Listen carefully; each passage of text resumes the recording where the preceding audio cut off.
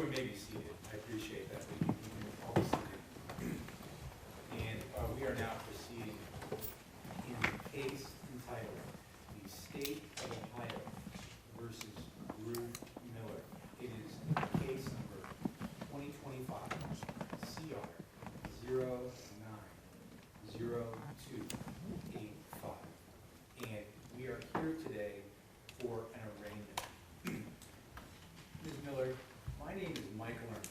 I am what's called a common pleas court judge. Your case is one that was randomly assigned to my courtroom. And for an arraignment, there are three things that I do at every arraignment, and that is I address your right to counsel.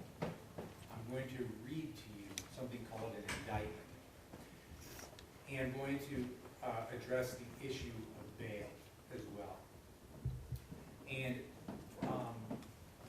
starting in this matter, I would note, though, for the record, that in this case, notices of appearance have been filed on your behalf.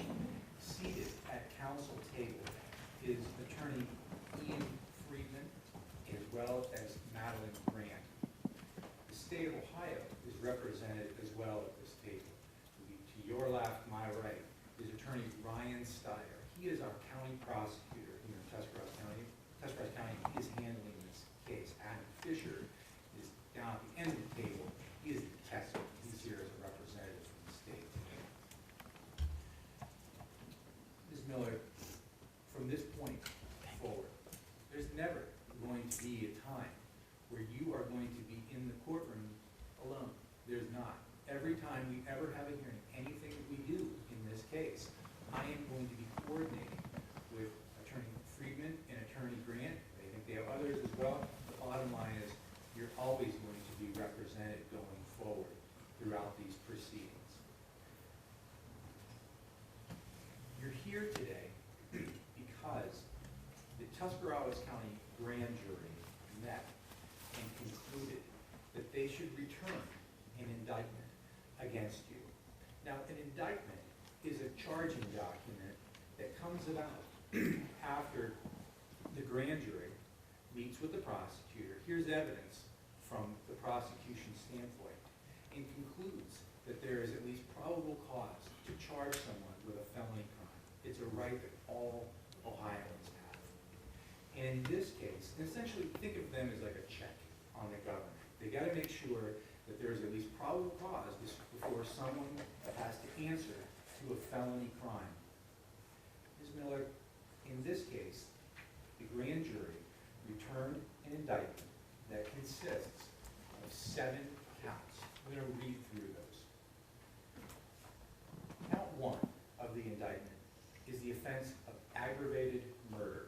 It is what's called an unclassified felony in violation of Revised Code Section 2903.01C and 2929.02A of the Revised Code. It provides here that on or about August the 23rd, 2025, here in Tuscarawas County, that the grand jury found that there was probable cause to believe that Ruth R. Miller did purposefully cause the death of a child victim designated as child victim 1, who was under the age of 13 years of age at the time of the commission of the offense. And they go on to specify that the birth date for the child is October the 12th of 2020. Count 2, murder. It's also an unclassified felony under 2903.02B, 2903.02D, and 2929.02D are the code sections which they cite. The grand jury again concluded that there was probable cause to believe that you, the defendant in this matter, on or about August the 23rd of 2025, unlawfully did cause the death of child victim 1 as a proximate result of the offender committing or attempting to commit an offense of violence that is a felony of the first or second degree, known as felonious assault under 2903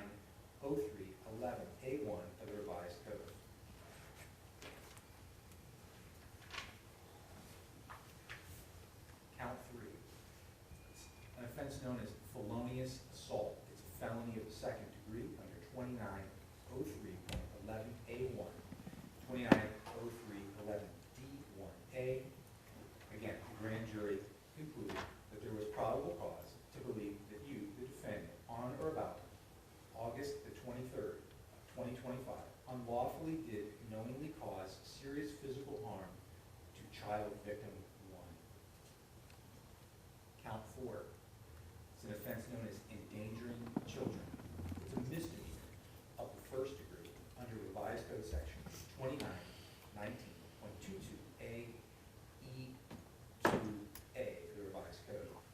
The grand jury concluded that the defendant, on or about August the 23rd of 2025, unlawfully was a parent, guardian, custodian, person having custody or control, person in local parentis of a child under 18 years of age who did create a substantial risk to the health or safety of a child victim, in this case is designated child victim 2, by violating a duty of care, protection, or support.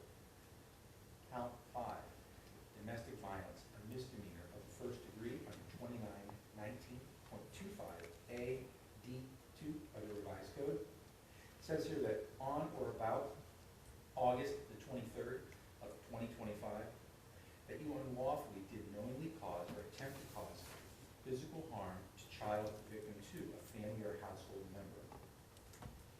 Count 6, domestic violence, a misdemeanor of the first degree under 2919.25A D2.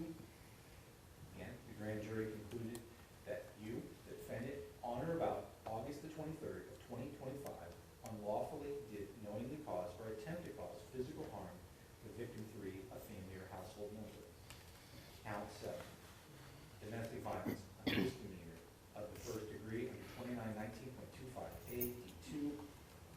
Again, the relevant date, August the 23rd of 2025. The grand jury concluded that there was probable cause to believe that you unlawfully did knowingly cause or attempt to cause physical harm to child victim 4, a family or household member. Those are all of the counts of the indictment, Ms. Miller. I have the original indictment in front of me.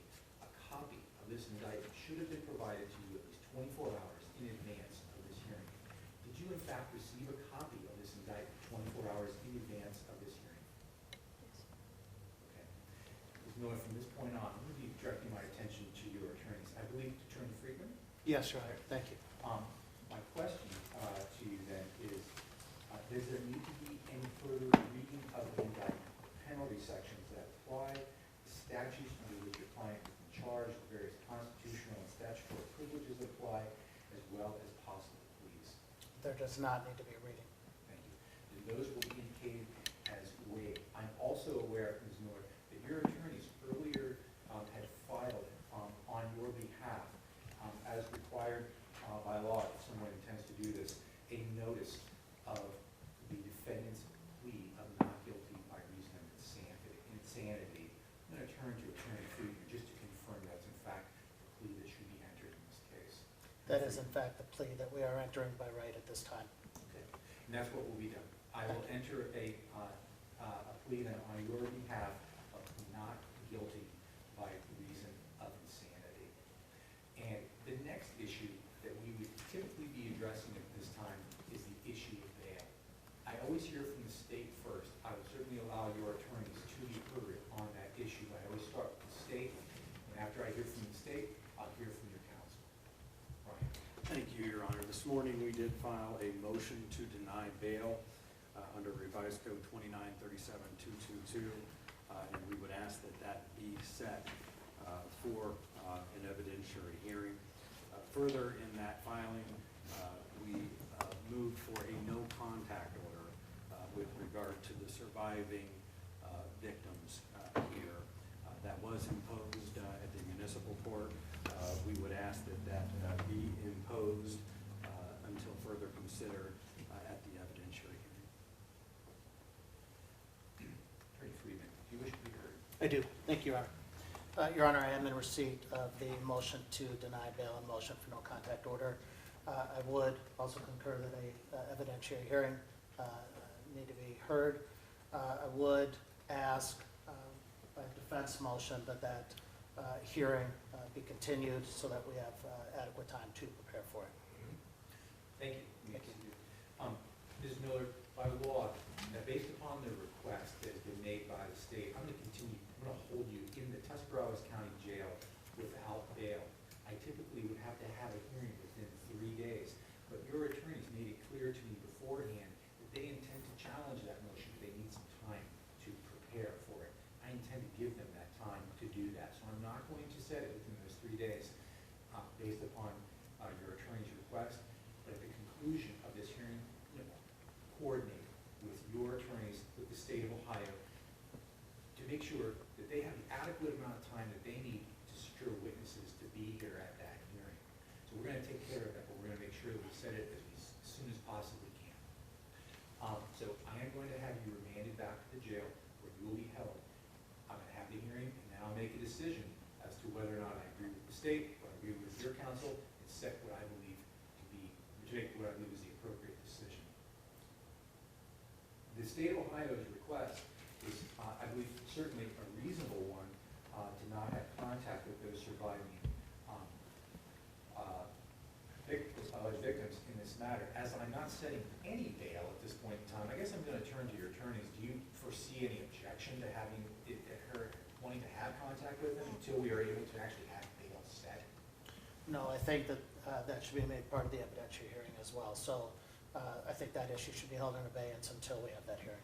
Ryan, your thoughts on the matter? As I'm not setting any bail at this point, other than no bail. I think it would be prudent at this point, and I would urge the court to implement immediately a no-contact order with regard to the children. She does have phone privileges at the jail, and so there is some potential for contact, and I think that needs to be prohibited. Let me just ask you, Ryan, is there some other avenue other than usually as a term of a bail, I would say you can't have contact with the victim because I'm not setting any bail. Is there some other avenue from which this could be addressed? Your Honor, Protection order that we I think anytime you are putting on an entry as it relates to bail, I think anytime you do that, you have the inherent authority to set restrictions. If the court were to impose immediately a no-contact order, either directly or indirectly with her children, and if we were later to learn that there was an infraction in that regard, we could bring that to the attention of the court, and the jail could take corrective measures. Okay. Let's do this. Ms. Miller, I think you probably can gather that this is not something the state wants you to do, is to have contact with any alleged victim. I'm going to take matters under advisement. I want to double check a couple of things on that point. But as of right now, you're going to be remanded back to the jail where you will be held until we have the essentially what we call a no bail hearing. And from there, I'll be able to set forth specific orders as to what the bail is or isn't going to be in this case. Anything further from the state? No, Your Honor, thank you. From the defense counsel? No, Your Honor, thank you. All right. Thank you, everyone. And from there, I will issue in writing what is taking place here today. It's going to be shared with your attorneys, Ms. Miller, they can then share it with you. Good.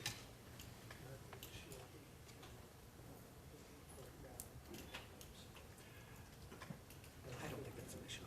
Discussion. Yeah, let's talk, we can talk about, I think I know what you're asking, and we can address it after.